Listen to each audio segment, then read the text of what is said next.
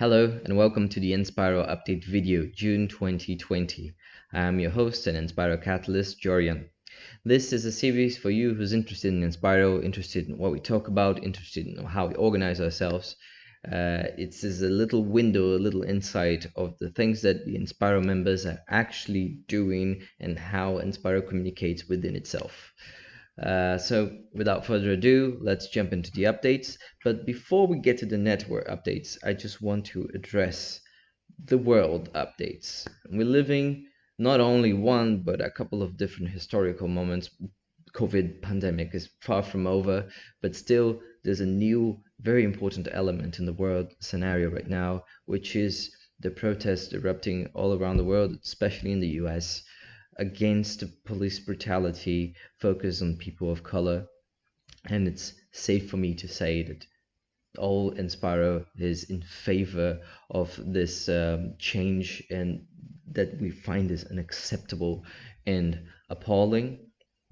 Then again, I am a white man talking to you. I am not here to take any position of protagonism. Actually, I am so happy to be part of the supporting cast for this particular endeavor, and I'm just very grateful that the vast majority of people of color are looking for equality and not revenge.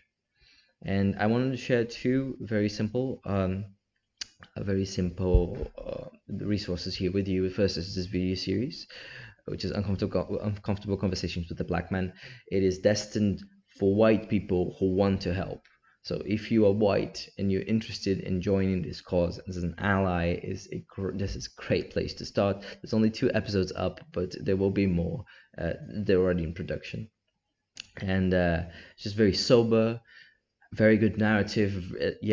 It's a great starting point. And the second thing is a little more on the other side of things. I'm from the games industry myself, so I find this amazing. This is a bundle with thousands of very cool games and softwares. A lot of companies have gotten together to donate all of the proceeds to many organizations dealing with racial justice and equality.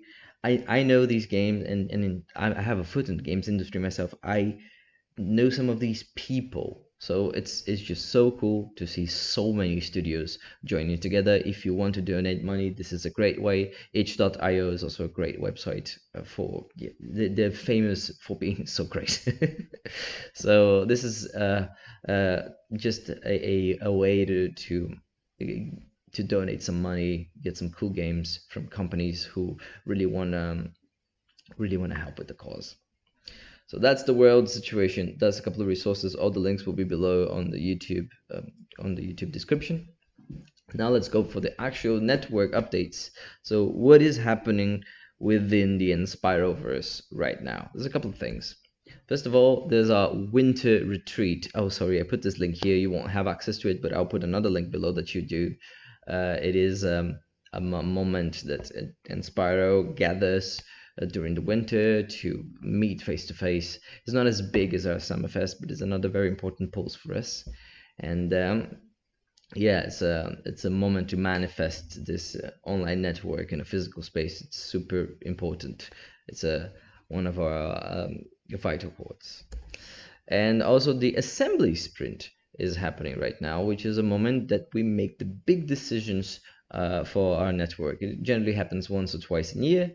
And this year's theme, this edition's theme, is prototyping the next 4 years of Enspiral. So we're trying new things, we're noticing changes, and of course the whole world situation has brought changes to our network. But even before that, we were already noticing there was time for some maneuvering. So we're getting together, summoning everyone, and try to prototype what could we look like in 4 years. There's also the catalyst accountability process. I am one of the catalysts. John, my good friend, is my catalyst partner, and this is a technology that Enspiral created. Our roles are ever changing. We define our work, and we have a couple of guidelines. And the part of this accountability process is that try to create a framework that other groups, other networks could also use this technology for their own purposes in their own way. So we're trying to create a way to describe catalysts that is defined enough so that people can be sure, oh yes, let's implement a catalyst, or I am a catalyst, but also open enough that people can adapt the catalyst technology to their own purposes. This is not yet perfected, but just know that posting this accountability for our network is a huge milestone, and I'm guessing here before the end of the year for sure there will be something up, something public for you to give a look and maybe implement that. Okay, so what have we been writing about? What have we been talking about? First of all, look at this amazing website about moon exploration and how should we think about our future settlements on the moon. And there's a couple of Inspiralites who are leaderships in the process, Jessy Kate, Chelsea, and Ants. But it's just a very interesting concept. And yes, we're going back to the moon, so we might as well try to create a framework so people can live peacefully over there and don't bring all the Earth's problems to the moon right now. The copy of the website is superb. I don't know, I'm a sci-fi fan, so forgive me, but I think this is one of the coolest things that I've seen in Inspire this year. So Lisa Gill, she posted this Medium article about her experience training more than 800 people to have great remote meetings. I was part of this process. I was in some of her trainings, and it's just a beautiful thing. It was very interesting with a lot of different stakeholders and a lot of people from different contexts participating. So if you're interested in remote meetings and online training in general, I think there's a lot of very interesting learnings here, and there is some of the a piece of the content she was teaching here as well. I will dare say the best bits. Oh, this is an article I wrote about the future. I was trying to have an optimistic view about the future of humanity, not based on whatever my mind wanted, but trying to extrapolate the technologies and the behaviors that I saw right now. How could they be so far off in time? So there's a section on economy, education, nature, technology, all those sorts of things. If you're interested in this sort of a futurism projection, I think it's a fun narrative.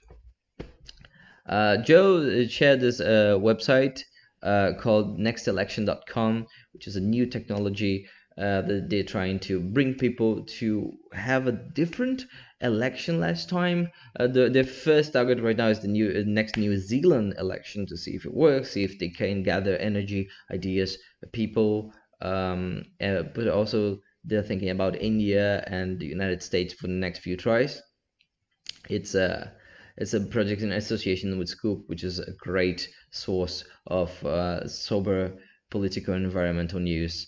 So if you're interested in what could politics look like in an age where internet is more involved and we don't rely on Facebooks or something like that, I think this is a great way to start. So John Layton shared this article about how his view on global climate crisis changed throughout last year.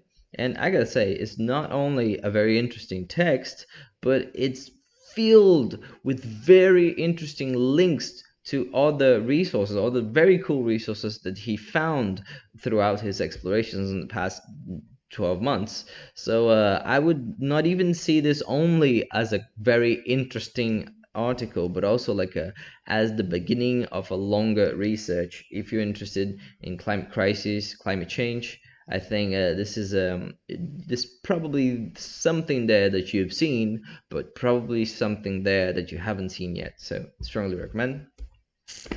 And now let's go for a moment of Zen. And I just wanted to point out that even in difficult times, even in times where everything seems upside down, there are cool things happening in the world. So Mount Everest is visible for Kathmandu, Nepal for the first time in living memory. And let me point out that this region has had the writing for a long time.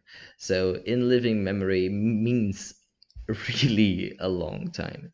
I think there's a lot of greenwashing and a lot of bad Photoshop in those whole nature is healing images, but in many ways nature is healing, and just canceling our carbon emissions for a little while has made such a great impact. And I love when this impact is turned into stories that I can relate to, and this is one of them, and I hope you can relate as well.